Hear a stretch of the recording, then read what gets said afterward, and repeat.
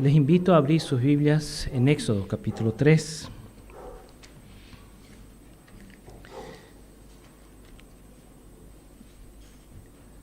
Y les voy a compartir algo que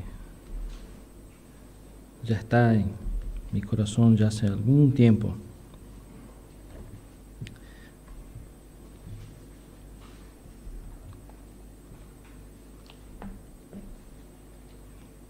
Éxodo capítulo 3, versículos de 1 al 6 dice: Apacentando Moisés las ovejas de Jetro, su suegro, sacerdote Madián, llevó las ovejas a través del desierto, llegó hasta Horeb, monte de Dios. Y se le apareció el ángel de Jehová en una llama de fuego en medio de una zarza, y él miró y vio que la zarza ardía en fuego, y la zarza no se consumía. Entonces Moisés dijo: Iré yo ahora y veré esta gran visión, porque causa la zarza no se quema. Y viendo Jehová que él iba a ver, lo llamó Dios en medio de la zarza y dijo: Moisés, Moisés. Y él respondió: heme aquí. Y dijo: no te acerques, quita tu calzado de tus pies, porque el lugar en que tú estás, tierra santa es. Y dijo: yo soy el Dios de tu padre, Dios de Abraham, Dios de Isaac, Dios de Jacob. Entonces Moisés cubrió su rostro, porque tuvo miedo de mirar a Dios. Oramos. Señor Dios, te agradezco, Padre, por esa oportunidad de hablar nuevamente a tu iglesia. Oh Dios, en estos meses, hablando a los jóvenes, atendiendo a los hermanos y otras tareas que nos incumben la congregación. Oh Dios, el Señor ha hablado con nosotros y espero, Dios, compartir con ellos un poco de todo eso, Padre. Dame fluidez, dame objetividad y también dulzura, oh Dios, en las palabras, porque tu palabra siempre nos sana, oh Dios, y así podemos ser transformados cada día. Te agradezco, Padre, por esa palabra, en el nombre de Jesús, y por lo que viviremos por medio de ella. En el nombre de Jesús, amén. Muy bien. Es interesante que la vida está llena de detalles, ¿no? Detalles que muchas veces no nos damos cuenta. Vivimos en rutinas, en acciones, en horarios, en compromisos, ¿no? Plazos, y vamos, así. Empieza lunes y algunos más conscientes, otros no, otros en modo automático. No sé si ya les pasó, ¿no? Un día tenía que llevar un hermano de nuestra iglesia a su casa y subí al auto y cuando estaba haciendo el camino de mi casa, o sea, y él vivía para otro lado. Dice: ¿por qué estoy viendo por ese camino? En modo automático muchas veces hacemos las cosas. Y Éxodo 3 habla de un momento como ese, un momento automático de Moisés, un momento donde él estaba haciendo algo que ya hacía 40 años, por así decir, lo mismo: pastorear las ovejas, ¿no? Llevar las ovejas a donde había agua, donde había pasto, donde había alimento, en un lugar que era un desierto, un lugar muy árido. Y pasa que en ese lugar, ¿no?, a donde sucedían distintas cosas, sucede algo diferente, ¿no? Hay una zarza, una planta baja, que no tiene, en un lugar árido, no tiene tantas hojas, y que se quemaba. Bueno, que se quemara en ese lugar no era nada novedoso. Las plantas se queman, ¿no?, cuando hay mucha sequía, ¿no? A veces la temperatura es muy alta. Eso sucede. Pero lo raro de la situación es que no se consumía la zarza, ¿no? Y justamente en una de esas pasadas automáticas que hago hacia mi casa, ¿no?, un día caminando, no sé por qué miré para arriba y vi, ustedes saben, los que me conocen, que yo soy cero planta, ¿no? Yo no sé distinguir si esa planta es verdadera o es de verdad, yo no sé, no sé, cero. Pero ese día, mirando para arriba, vi que había una orquídea a unos 4 metros de altura en una planta que tampoco sé qué era, creo que era un coquero. Pero estaba florida, era linda, y yo comenté a Pamela, mirá que la vi allá arriba, ¿cómo la pusieron? No, y le pusieron, la planta fue creciendo, lo pusieron abajo y ella ahora está arriba y va a crecer junto a la planta. Por supuesto, obvio, pero yo como no me fijo en estas cosas, ¿no? Y después quise mirar de nuevo, ya la orquídea, por supuesto, no era su época, ¿no?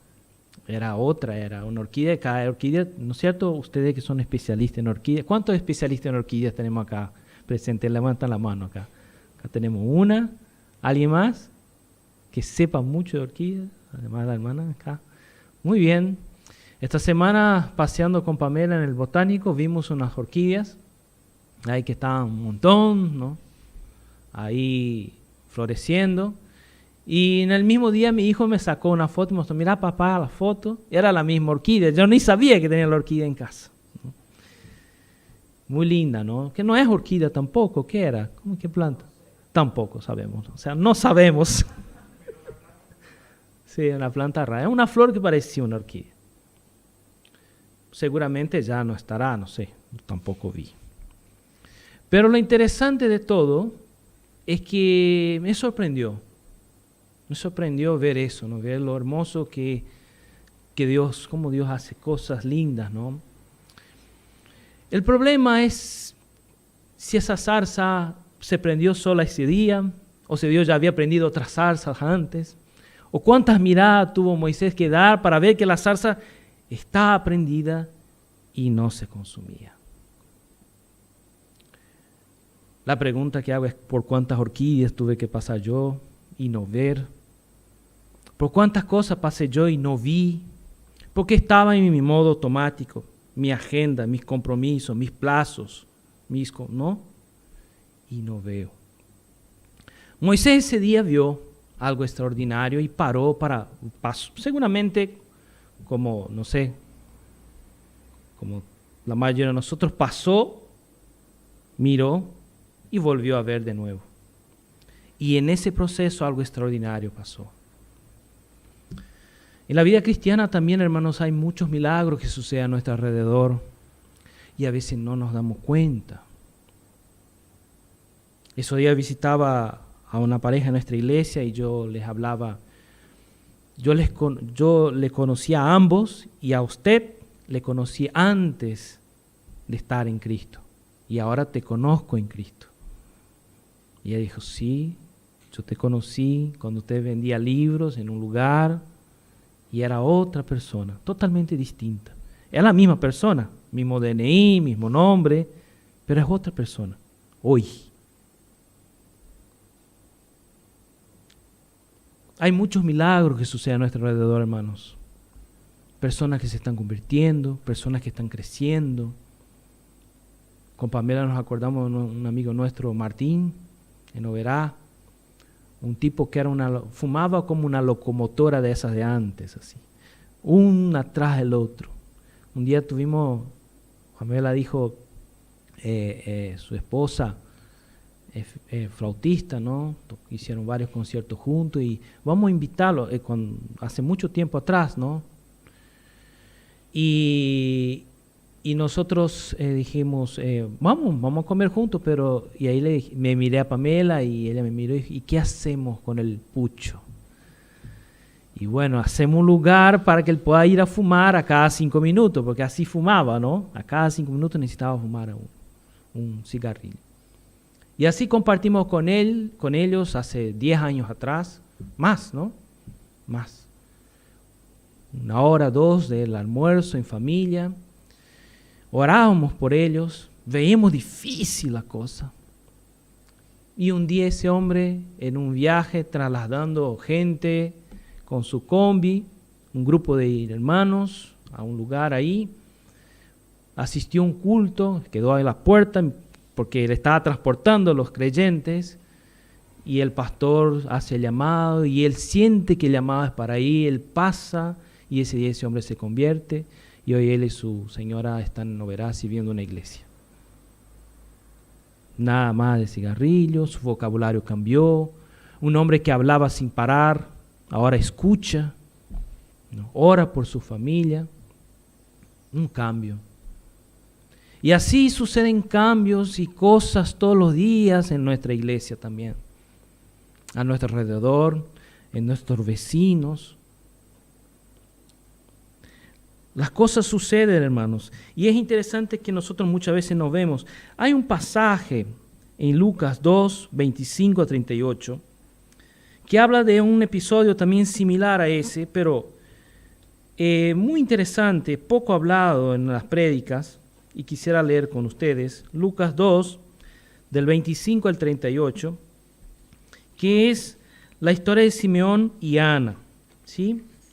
Es muy lindo porque él estaba en el templo, y en el templo la gente también tenía sus rutinas, ¿no? Sus sacrificios, sus ofrendas, pero ese día en especial algo extraordinario pasó, y dice así la palabra.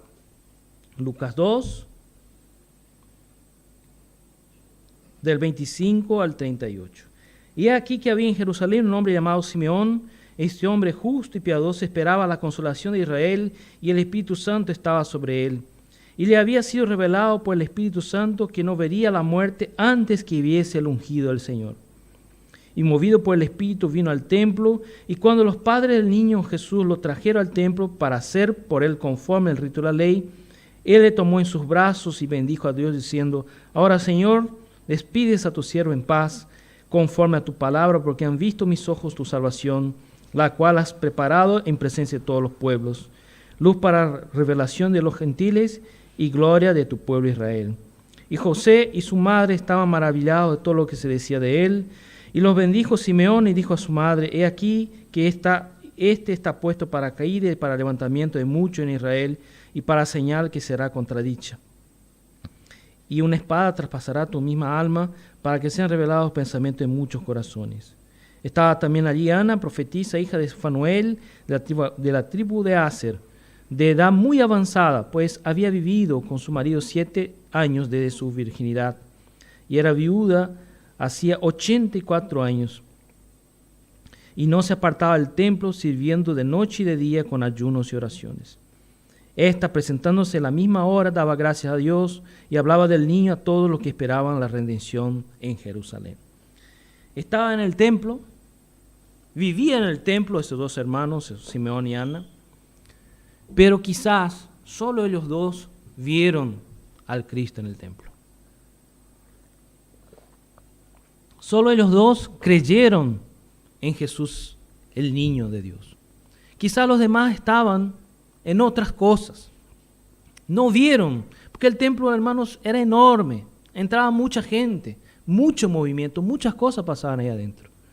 Pero solamente ellos dos estaban atentos a lo que estaba pasando. Y acá vemos que Moisés es llamado a su atención, es como un profesor, un maestro, nos busca siempre una forma de conseguir la atención de su alumno. Acá Dios consiguió llamar la atención de Moisés por medio de algo cotidiano. Era un árbol quemándose, pero que no se consumía.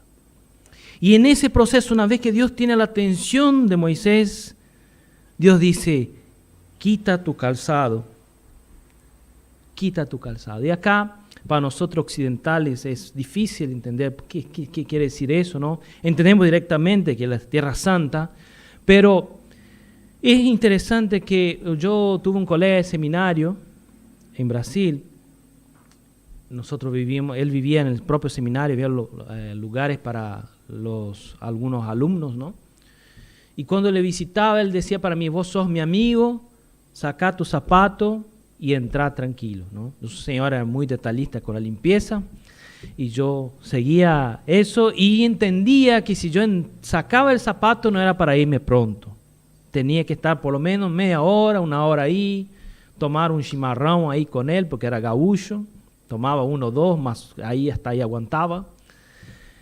Y ahí estamos charlando sobre las materias del seminario, hablábamos sobre cosas de nuestra vida, y vivimos así un par de años compartiendo esa amistad. Él decía: solo los amigos quitan el zapato, ¿no?, en la casa de uno, porque se quedan, ¿no?, se muestran el pie, ¿no? Nuestros pies, hermanos, es un misterio, ¿no? Usted no sabe cómo es mi pie, si es feo, lindo, ¿no? Acá quién sabe mis pies o mi familia. Y quizá uno u otro que fue a mi casa.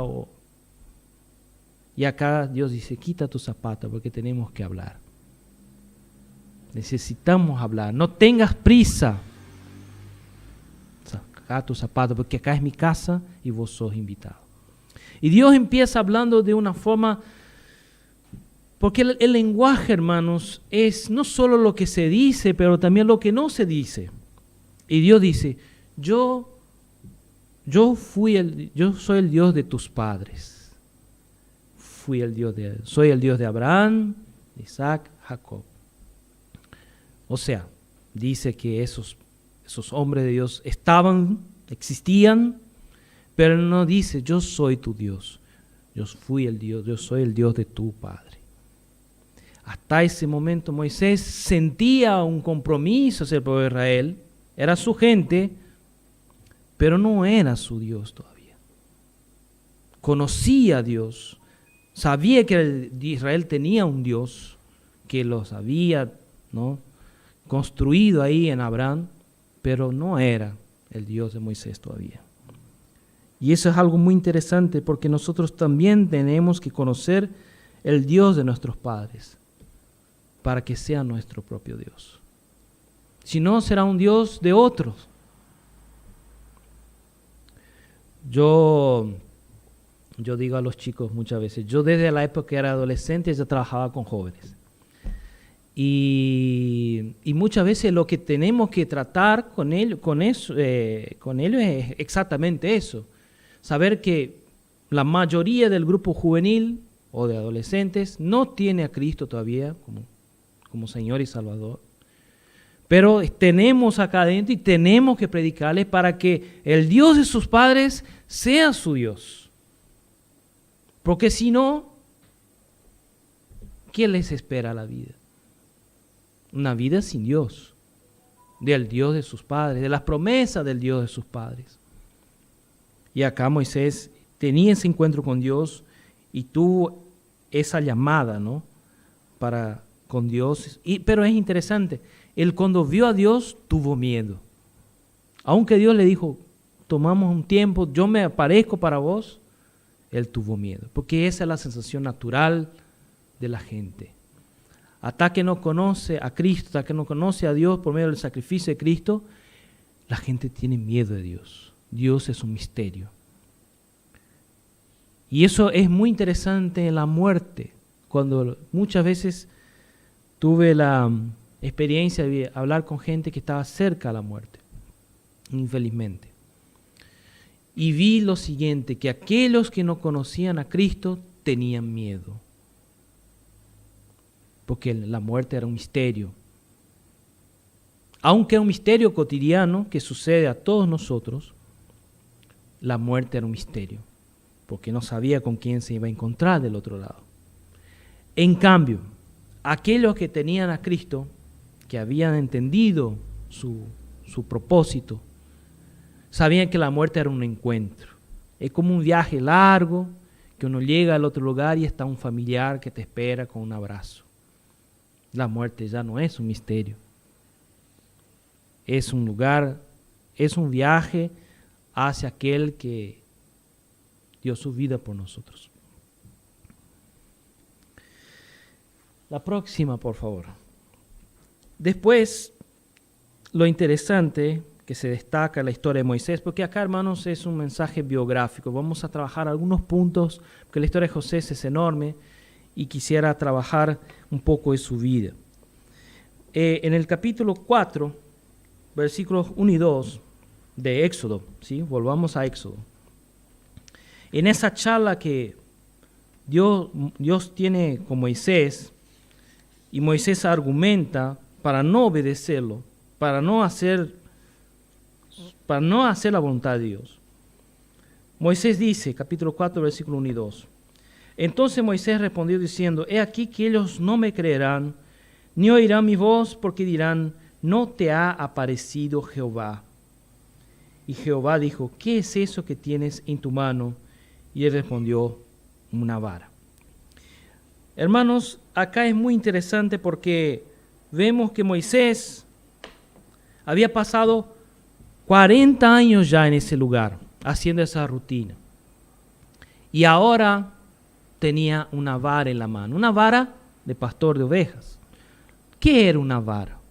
Un palo largo, seco, que servía para ver si había alguna víbora, para si hay algún arbusto o ver si hay algún zorro, si viene algún animal uno pega, si hay alguna oveja si hay que separar la oveja se separa. Era eso, era un instrumento de trabajo, era también un tipo de bengala para subir y bajar los montes, que son muchos en ese lugar. Pero para Moisés, ese cambio de tener una vara en la mano fue algo que le costó mucho. Porque ¿qué vivió Moisés en sus primeros 40 años de vida?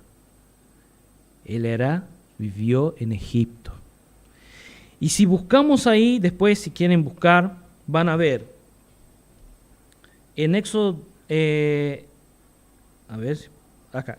En Éxodo 8:26 y en Génesis 43:32, que cuando tenemos la historia de José de Egipto, van a ver que en esos dos pasajes aparece la palabra abominación de los egipcios. ¿Y qué era la abominación de los egipcios? Era un animal muy conocido de los hebreos, la oveja. Los egipcios tenían con la oveja la misma repulsión que los judíos tenían con el cerdo. Si para los judíos el cerdo era un animal impuro, para los egipcios la oveja era un animal impuro. Era un animal que no se podía ni ver. Era un animal horrible. Era un animal sucio. No les gustaba la oveja. En Génesis dice que cuando vienen los hermanos de José, ¿no? Todos pastores de ovejas, con ropa de pastor de oveja, callado en sus manos. Los egipcios lo vieron y dijo, por favor, que coman lejos.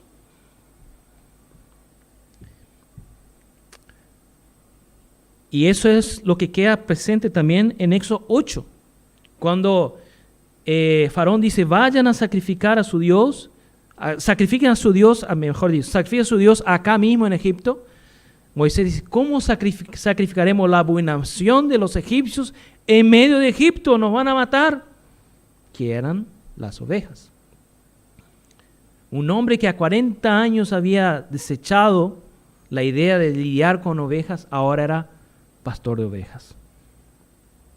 Un hombre que había aprendido a manejar, ahí yo puse un arma, no tenemos ningún registro de eso, ¿sí? Ya les aviso a los maestros de nuestra congregación, no hay, pero sabemos que el arma más usada por los egipcios en ese entonces, no sé si se ve bien o no, si se apaga acá, se apaga la luz, yo no veo acá, así es, ¿no? Más o menos. Era una arma que se llamaba kopesh, ¿sí? Que era una mezcla de espada con hacha. Y esa arma era la arma que los nobles usaban en la época de Moisés. Un arma extremadamente complicada de usar, pero una vez que uno aprendía a usar era un arma letal, que servía no solo para cortar, pero también para quitar armas de los enemigos, incluso tenía muchas utilidades. Era un arma de la nobleza. Se encontró esa arma en muchas tumbas, en muchos sarcófagos de los nobles de Egipto, pero de un periodo específico, del periodo de los Ixos en adelante. ¿Qué quiere decir eso? Del periodo que José de Egipto fue gobernador de Egipto en adelante. Porque los Ixos, cuando José fue gobernador de egipcio, había un faraón ajeno a los egipcios, era Ixo, y los Ixos eran un pueblo semita, y pusieron a muchos semitas a cargo de la función pública en esa ocasión. Entonces los egipcios incorporaron esa arma desde entonces. Es interesante que Moisés tuvo que desaprender a usar el kopesh para aprender a usar la vara. Y esa vara, hermanos, fue la gran herramienta de Moisés. ¿Qué hizo Moisés con la vara? Cuéntenme ustedes. Cruzó el Mar Rojo, tocó la roca hizo muchas plagas por medio de la vara, tocó el Nilo, muchas cosas con esa vara, ese palo seco usado por los pastores de ovejas, fue el instrumento de Dios para hacer su voluntad, para cumplir su ministerio. Y además hubo un cambio. Yo voy a apagar un poquito la luz porque no se ve bien. Tampoco se ve mejor. Pero en las dos imágenes que vemos, ¿se ve mejor sin luz? Muy bien, gracias, hermano. Ahí vemos un cambio. Ambos son Moisés. Moisés en la primera foto saliendo de Egipto con un turbante, sin camisa, porque los egipcios no usaban camisa, ¿sí? No usaban solo una falda, un polerón así, porque hace mucho calor. Usaban maquillaje. Eso era cuando yo digo Egipto, usted piensa en eso, y así fue. Usaban lino, no usaban lana. Para el Moisés que tenemos ahí viendo la zarza. Qué cambio, ¿no? Qué transformación. Y muchas veces Dios también hace eso con nosotros. Dios nos cambia, Dios nos transforma, nos deshabilita ciertas habilidades para darnos otras, porque Él quiere usar por medio de esas otras habilidades para hacer su voluntad. Así fue con Moisés. De noble egipcio a pastor de ovejas y líder de Israel. Pero lo más interesante de Moisés, la próxima por favor, está en lo que sucede en Deuteronomio 32, 48, 52. Deuteronomio 32, 48 a 52.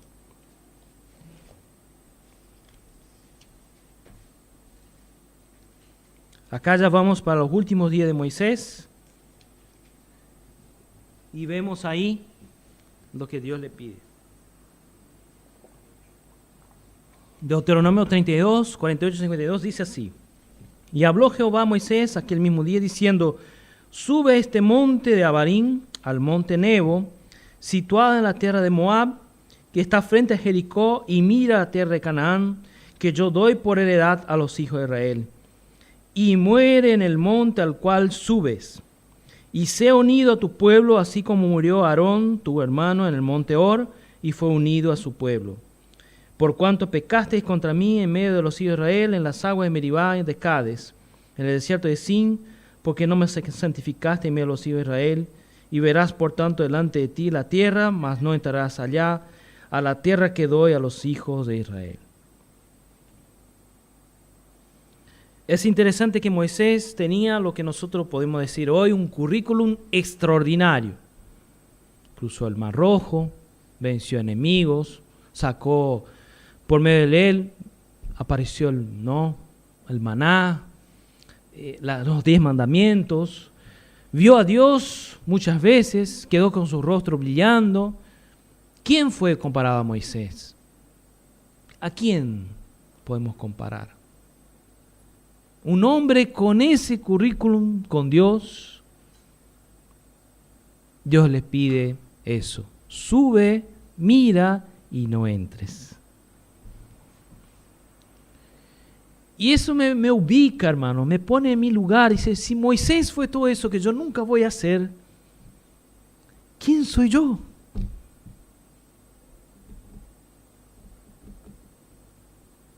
¿Quién soy yo?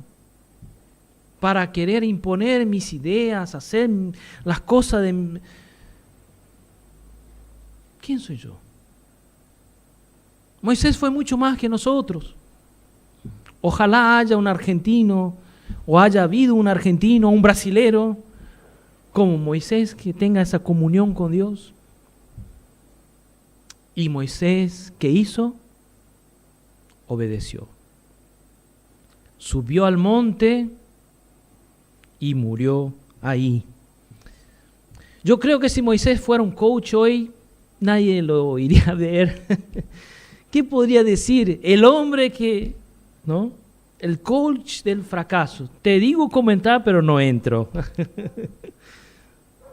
Moisés sería un ejemplo de hombre que tenía todo, pero no logró.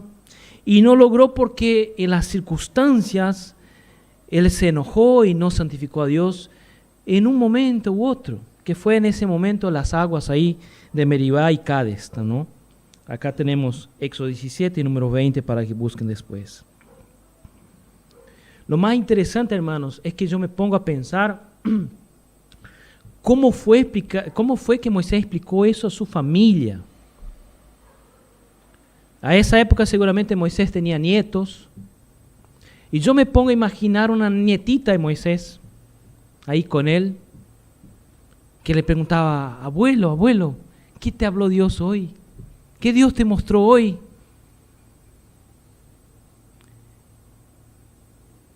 Y él dijo, Dios dijo que mis días están terminando y que yo voy a morir. Ay, abuelo, no sé, en serio, sí. Y voy a morir en ese monte, ahí, Nebo. No, abuelo, no, sí. Pero bueno, abuelo, después vamos a hacer una sepultura para usted y le vamos a recordar. No, hijita, no va a ser así. Yo voy a quedar allá arriba y Dios va a esconder mi cuerpo. Y ustedes no tendrán un funeral para hacerme. ¿Dios te dijo eso, abuelo?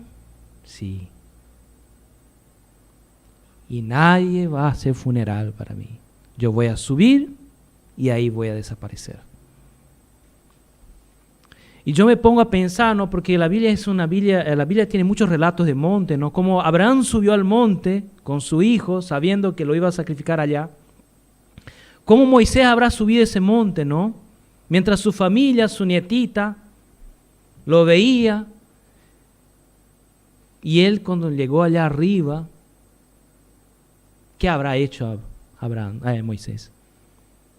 Yo imagino que le habrá levantado los brazos al pueblo de Israel que lo veía, y ahí desapareció detrás del monte. Y yo no sé cómo habrá sido el pueblo de Israel, si lloraron en ese momento, lloraron horas después. Quizá la gente dijo abajo, ¿qué hacemos? ¿Esperamos a algo, un trueno, un fuego? O ya lloraron mientras él subía. Pero así fue. Moisés no pudo dar a su familia, como muchos de nosotros no pudimos, el privilegio de un funeral. Porque Dios dijo, usted morirá en ese monte y yo te voy a llevar y tu cuerpo va a desaparecer. ¿Está eso en la Biblia? Sí, está eso en la Biblia, en Judas versículo 9. Vas a ver que el cuerpo de Moisés no apareció y el propio texto dice que el cuerpo desapareció. Nadie sabe dónde fue la sepultura de Moisés, ni su gente, ni hasta hoy, diferente de tantos hombres de la Biblia. Para finalizar, hermanos, porque la hora avanza, ¿qué podemos sacar de la historia de Moisés? Una historia larga que yo resumí, agarré el inicio y el final y uní en ambos. Moisés, hermanos, es un ejemplo de fracaso o héroe. ¿Qué piensan ustedes? Para el mundo quizás sea de fracaso. ¿Cómo puede ser alguien que lleva a alguien hasta la puerta no entra? Pero en Hebreos 11 dice que él es un héroe, porque él fue obediente, cumplió su propósito, obedeció a Dios y hasta su muerte estuvo allí. Es un símbolo, hermanos, de lo que la Biblia nos convoca a hacer también, a tomar nuestra cruz, ¿no? Es interesante, nosotros cuando miramos la cruz, normalmente recordamos a Jesús, ¿no? Recordamos que Jesús murió por nosotros y no quedó en la cruz, resucitó. Pero la cruz también, hermanos, es un desafío también. Porque ¿qué dice la palabra? ¿Qué dice Jesús? Mateo 16, 24. ¿Quién encontró ahí? Lea, por favor.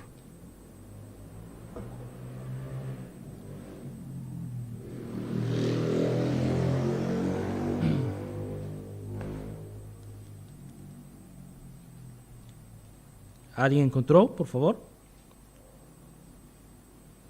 Entonces Jesús dijo a sus discípulos, si alguno quiere venir en pos de mí, niéguese a sí mismo, tome su cruz y sígame. Y Gálatas 2:20, palabras de Pablo, ¿no? Dice, porque estoy crucificado juntamente con Cristo. Hermanos, la cruz es un desafío para nosotros también. Yo les confieso que como oriundo de familia católica y espiritista, yo no nací en hogar cristiano, sepan. A mí me costó mucho desvincularme de la simbología de esas religiones. Y en nuestras iglesias en Brasil no hay ningún símbolo. Y cuando vi la cruz acá, dije, Dios, esa cruz a partir de hoy va a ser un símbolo de que yo tengo que estar ahí cada vez que venga. Que yo tengo que morir para mí mismo y cumplir tu voluntad cada día, porque esa vida que yo viví sin ti no me llevó a ningún lugar. En verdad me llevaría a un lugar que era el infierno. Pero en tu cruz soy salvo y puedo llegar al cielo por medio de ella. Ayúdame, Dios, a ir a esa cruz ahí. Como dijo Pablo, ¿no? Estoy crucificado con Cristo. Y ya no vivo yo, mas vive Cristo en mí. Ese es el desafío para cada uno de nosotros que un día encontramos con Cristo. Ir a la cruz cada día y entender que eso es tu llamado. Es tu monte Nebo. Ahí tenés que ir. Si no, no cumplirás tu propósito en tu vida. Harás las cosas a medias para Dios. Harás como Moisés quiso hacer la voluntad de Dios con un copesh posiblemente. Porque dice la Biblia que él mató al egipcio y lo escondió en la arena. Qué buen matador era Moisés, ¿no? Asesino profesional. Francisco, ¿dónde dice la Biblia? Se supone que los únicos que podían tener armas en Egipto en ese entonces eran los nobles.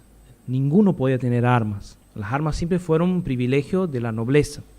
Pueden buscar, yo investigué en Google, ¿no? Imágenes, pinturas de los nobles. Todas las pinturas de la Edad Media tiene a un rey, un príncipe con algo en la cintura. ¿Y qué tenían? Una espada. Todos los nobles que ustedes vean en pinturas de la Edad Media tienen una espada en la cintura. Y así fue por mucho tiempo. Hoy ya no. La nobleza ya, el príncipe de Inglaterra no va a tener una espada. Pero hasta hace poco tiempo, incluso en muchos ritos o ceremonias, el rey de Inglaterra aparece con una espada en la cintura, como símbolo de autoridad y poder de justicia. La Biblia nos invita a usar una vara. Una vara que es un instrumento común para hacer su voluntad, un instrumento ordinario, y que por medio de él podemos hacer muchos milagros según la voluntad de Dios. ¿Y qué es la llama, Francisco, que vos empezaste a decir eso en el título de su mensaje? Para mí, hermanos, la llama está en Filipenses 2:13, que dice, porque Dios el que en vosotros produce así el querer como el hacer por su buena voluntad. Hay cosas que Dios pidió para ustedes en algún momento. Y ustedes como Moisés no quieren hacer. Tienen un montón de excusas, todas válidas. Pero Dios sabe. Y ojalá esa oportunidad haya sido su tiempo sin calzado, ¿no? Para decir, Dios, lo voy a hacer. Ayúdame a ir al monte Nebo y cumplir tu voluntad. A ir a la cruz y cumplir tu voluntad. Espero que esa palabra, hermanos, les ayude a cumplir su propósito en esta vida. Porque yo sé, hermanos, que hay muchos cristianos que llegan al cielo sin cumplir su propósito. Infelizmente. Conocí mucha gente así, que Dios lo llamó en la juventud, en una determinada su vida, en su niñez. Se alejaron, hicieron todo, y cuando llegaron a su último día, la muerte le llegó de sorpresa y no cumplieron su voluntad. Y está en el cielo, por la gracia de Dios, pero pensando, pudiera haber hecho eso, haber lo otro, pero no. Agradecemos a Dios por la vida de Moisés, que obedeció al llamado, y por muchos de ustedes que también lo hicieron en su momento. Y les desafío a seguir en ese propósito de ir cada día a su cruz, seguir a Cristo y hacer su voluntad según el poder de Dios.